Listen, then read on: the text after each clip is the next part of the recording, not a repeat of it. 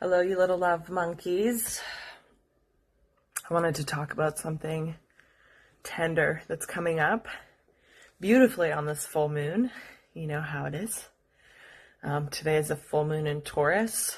I personally am moving through contrasting energies where I feel pulled in two opposite directions. One direction wants me to work and put energy in areas that just putting out energy, and the other side is rest and restore and the need to just like lay on my fuzzy carpet with Big J and take it easy, you know? And so if you're feeling similar ways, please let me know, because it's so fun to know. The reason that I'm bringing this forward is because I am witnessing not just myself moving through this, but also a very dear friend of mine. And normally when there's more than one, when I find out that I'm moving through something and I have someone close to me or distant or a client that's moving through something similar, it makes me realize it's probably more collective than it is individual, which most of our problems are, believe it or not.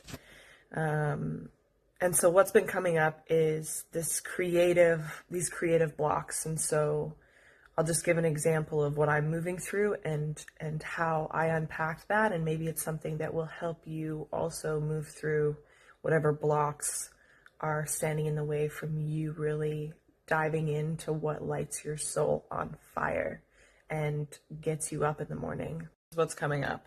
I have this inspiration to create an online program, an online course, something along these lines. And I have all of the backing, all of the foundation I could possibly need to create it. And I can't even sit down and I can't even get there. I can't even get to the computer screen where it's like build an online. I can't, and I won't even let myself sit down. And every time I think about doing it, I'm like, no, I have like 100 other things I could do before that. And so I recognize there's this block. There's this part of me that is avoiding it. And so I asked myself this morning, why am I avoiding it? And what came up is like fear of failing. And so I asked, what's so scary about failing? And what's come up is I will abandon myself. And that made me realize, both for me and my friend, she's experiencing something similar around music production, where she creates music and she just wants to throw it all away. And that is in itself the abandonment. That's when you look at something you've created and go, you're not good enough. I've failed. This sucks. And you're that disappointed with you. And then you shame yourself for it. That right there is the reason that you won't allow yourself to create whatever it is you want to create. So if there's anything you can take from this, and what I've been able to take for myself is like to hold such a deep level of compassion for yourself that regardless of how shitty the work is that you're creating, or the music or the painting or whatever it is that your heart wants for you and wants you to put energy into, if you have a passion that's calling to you and you won't even start it, ask yourself why. Why am I struggling to begin this? Why do I fear failure? Why do I fear being seen? Why do I fear creating super shitty music or paintings or art or whatever that is for you? And let yourself recognize that the only thing that's lacking in that is the ability to hold self-compassion, even if you do fail, even if it's not worthy of. So the end note is, even if you're creating garbage, It's allowed.